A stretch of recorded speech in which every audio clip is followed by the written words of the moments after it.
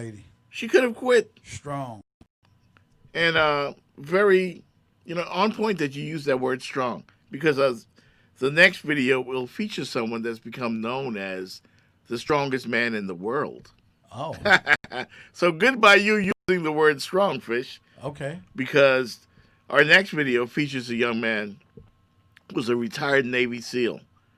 Wow. And you think Viola Davis and Chadwick Boseman had to go through hell, but they fought through it and they got to where they wanted to go in life. And that's the theme for tonight's show, overcoming the odds. Overcoming. Nobody overcame the odds more than David Goggins.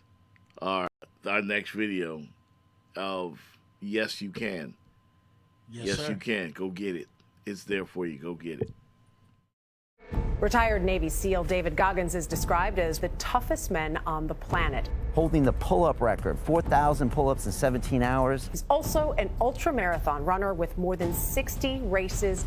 Everybody thinks I'm Superman. I had to tell them the truth. I was not always this strong guy you see. David Goggins is the only member of the U.S. Armed Forces to ever complete SEAL training. He beat the living hell out of me. U.S. Army Ranger School. I had stuff in my notebook, we're going to kill you. And Air Force Tactical Air Controller training. That's when the real war started for me. Athlete, speaker, soldier, and New York Times bestselling author, often referred to as the hardest motherfucker on planet Earth.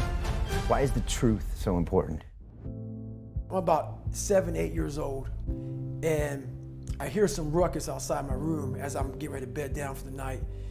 And my dad is smacking the hell out of my mom and knocks her. She falls down, he grabs her by her hair and drags her down the stairs by her hair. And so at this age, I'm sitting there thinking, man, what the should I do, man? Like, I'm scared, but then something in me saying, you gotta go and do something. So I go on the stairs and I jump on his back, and he beat the living hell out of me. And he beat me literally from my neck down to my ankles. The next morning, I was gonna go to school half the day. My mom woke up and she pulled the covers back. And when she saw how bruised I was, I'll never forget looking at her face. She was broke, like she was just broken. My mom got courage to finally leave him when I was about 8 years old. We moved to a small town in Brazil, Indiana, and that's when the real war started for me. There was about maybe 10 black families at about 10,000 people in the town. And in 1995, the KKK marched in the 4th of July parade. So me being one of the few black kids in that, in that area, it kind of haunts you. I had stuff on my notebook, we're gonna kill you. They had that on my card, we're gonna kill you. This is early 90s. And even though I showed it didn't hurt me, it was jacking me up. So all the insecurities I had when I was a kid with my father, it just got worse and worse and worse. And the shit haunted me, but I was doing nothing about it. And so my mom and I, she was gone working 3 jobs. We lived in a $7 a month place for a lot of the time. And she had a hard way to go. I kept everything from her pretty much. I felt like I was the man of the house. So I didn't want her to know anything about my life. I cheated all through school, copied from the 4th grade to my junior year in high school on every assignment. She got a letter in the mail from my high school. And I'm a junior in high school, and the letter says pretty much your son's gonna flunk out. He's missed 25% of school. But she was always gone, so I didn't went to school. She read the letter to me, she put my bed, and I broke. I couldn't imagine going back through that again. And I started finding things that was comfortable. And the more things I found comfortable, the more uncomfortable my mind was. And I gained 125 pounds in that time frame. I went from 175 to almost 300. And I started working for a job called Ecolab, where he sprayed for cockroaches at 24. Driving home, turned the TV on, and I was taking a shower. I walked out, heard these guys. I saw these guys going in the water, so I was terrified of it. I mean, I can't even express. And these guys ringing the bell, quitting, dropping their helmet down, rolling out. A lot of guys just leaving. And it made me reflect on my fears, my insecurities. And I saw real men, what I thought were real men who were staying, who were overcoming adversity, who were overcoming all these different things that I had blamed so many fucking people in my life, my dad, my learning disability, my skin color, you know, me being everything. And so I sat there for a while and I was like, no one's gonna fucking come to help me. No one's gonna fucking come to help me. It's fucking me against me, period. And I said, the first thing I gotta start doing is facing every fucking fear I have. At this point, I actually drive back to Buffalo, New York to see my dad. Haven't seen him in years because I realize now I gotta fix some shit. I'm blaming everything, but I need to go back to the root of the problem, which is my dad. I gotta face the demon. I gotta go back and see what made him so fucked up to make me so fucked up. Why am I fucked up? And I go back as an older man now. I'm in my 20s. I'm not a kid anymore. And I realized he was the same man that he was. I looked at him in a way, we never said sorry to one another. And he went off about my mom and my grandparents and all kind of shit. But I looked at him in a way that I realize now why you fucked this up. Somewhere in your fucking life, something fucked you up.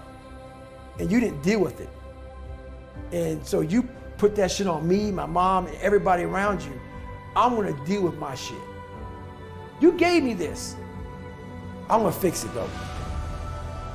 I go home, several months go by. What it was, I was obsessed with Rocky. When I was a kid, I'd come home every day and I would fast forward with the little VHS tapes to round 14. When Apollo Creed beat the fucking shit out of Rocky, beat the shit out of him, he kept fighting. He was a dumb fighter. That was me. Couldn't read, couldn't write. Apollo beat the shit out of him. He was in that corner and everybody was saying, stay the down. And him getting up, Apollo Creed raised his arms up in the fucking air, turned around, thought he won the fight. He turns around and sees this guy getting up, and it was the face of Apollo Creed that changed my life. The face of Apollo Creed. It was like, just by that motherfucker getting up, not winning, just by him getting the up, Rocky had taken his soul. His head goes down, he looks at him like, what the fuck are you? But it said, this motherfucker is gonna keep coming after whatever the fuck is in front of him. I wanted to be that. I wanted to feel something besides defeat. I wanted to just go the distance. I wanted that worse than anything in the world. And now I'm like, okay, here we go. It's time to be a Navy SEAL. Hell Week is 130 hours of continuous training. You might get 2 hours of sleep. And what it does is, it's designed to break a man. If you only fix the surface, you will never get through Hell Week. We're all, a lot of us are going through a hard time in life. Some people have been bullied, some people are just stressed out, some people are insecure. And the world puts a lot of this shit in your mind. It's not just you. I had to develop a mindset that was indestructible. I had to armor plate my mind. It's about what you're saying to yourself, but it also comes with work. We have a factory, a nice governor in our brain, and it's a survival mechanism. It protects us from pain and suffering. The second we feel that shit, our mind says, oh no, this isn't fun. We should back off. We should sit down, find something more comfortable. It knows what you're afraid of. It knows your insecurities. It knows your deep, dark lies. And it starts to push you away from that shit. It pushes you in a direction that is comfortable. This is the time where you have to gain control back of your mind. I had to build calluses in my brain the same way I built calluses on my hands. The only way I can turn around is put myself through the worst things possible a human being can ever endure. And that'd be the only way that I can build this brain to handle anything that comes in front of it. Retired Navy SEAL David Goggins is described as the toughest men on the planet. You're the only member of the U.S. Armed Forces to have completed Navy SEAL training, U.S. Army Ranger School, and Air Force Tactical Air Controller training, and you've competed in more than 60 ultramarathons, triathlons, and ultra triathlons, and breaking the world record for 4,030 pull-ups in just 17 hours. Why is the truth so important? I had to tell them where I came from, to give people hope that, wow, that's where he came from, and now he's there. I'd like to take my mom up here, who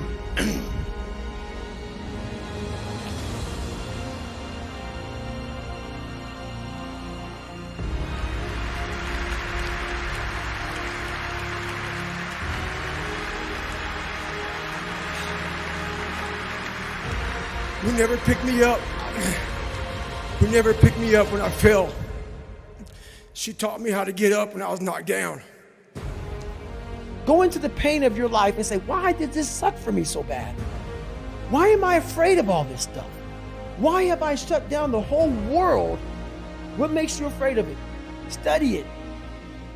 Because at times of hell, even the hardest men, we forget how hard we really are. Suffering is the true test of life. You face it every day. You face it every single day of your life.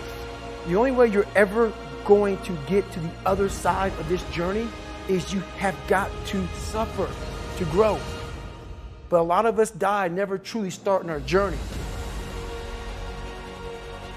Man, you fall down 7 times, get up 8. Wow.